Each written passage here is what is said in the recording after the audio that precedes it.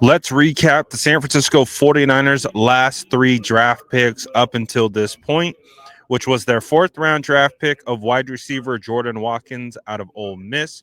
They also selected another Jordan, this time Jordan James out of Oregon at running back. And with the last pick, with their last fifth round pick, they selected Marques Sigle out of Kansas State. So let's talk about these picks and what these guys bring to the table. Starting with Jordan Watkins, 5'11, 196 pounds. What really stands out to you is his 40 time. He ranked in the 90th percentile with 4.37 on his 40, which is pretty solid. His 10-yard split ranked in the 74th percentile with a 1.53, and his vertical was in the 64th percentile with 36 and a half inches, and his broad jump wasn't as great at 119 inches with 37th percentile, which that is where he would be ranked. Now, this is an interesting pick because based on all the major draft publications, he was considered to be an undrafted free agent based on everything that I have come across. But when you look at his production last year, he had 49 receptions, 906 receiving yards, and 9 touchdowns, which led the team. And he also had a teammate drafted much higher than him.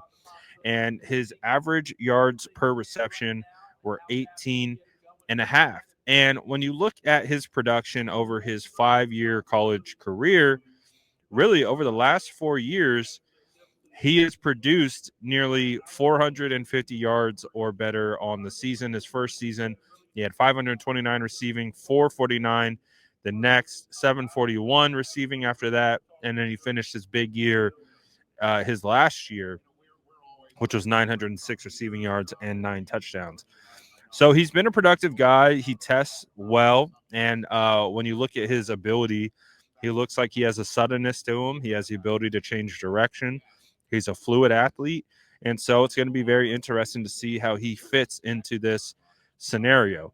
He looks like a more juiced up Ronnie Bell. And I know that name might elicit some PTSD, but I'm not going to lie. It's kind of what he reminded me of.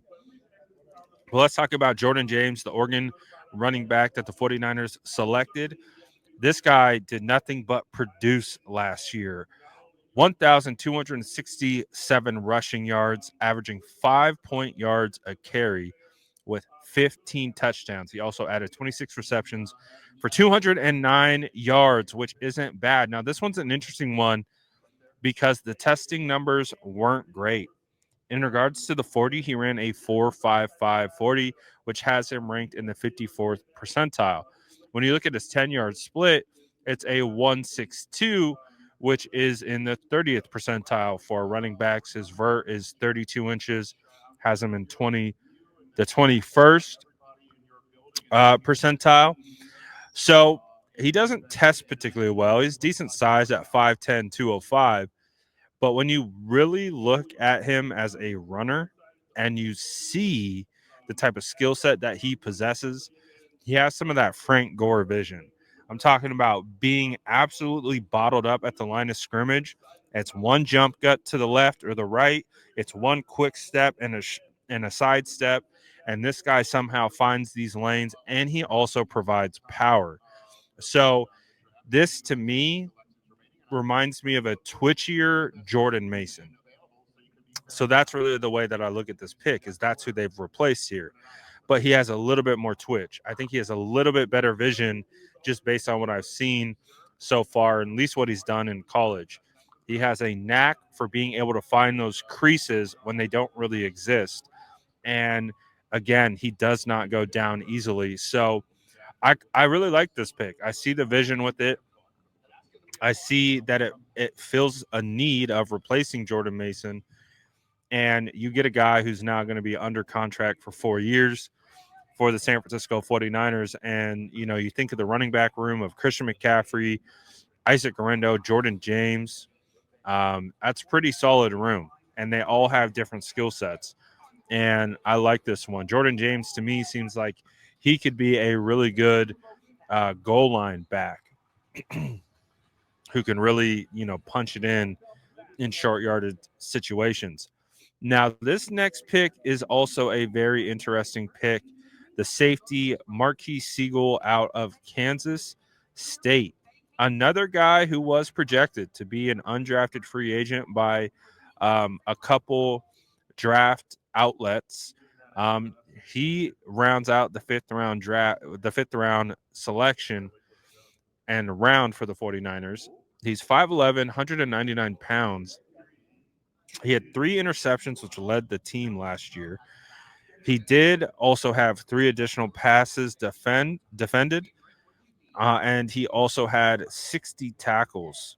So when looking at his profile, the thing that stands out is this guy's an explosive athlete. He ran a 4.37, which is 97th percentile for his position. His 10-yard split was a 1.50, which was 90 percentile. And his vertical was 38 inches, which was 80 percentile. And his broad jump was 130 inches, which would land him in the 94th percentile.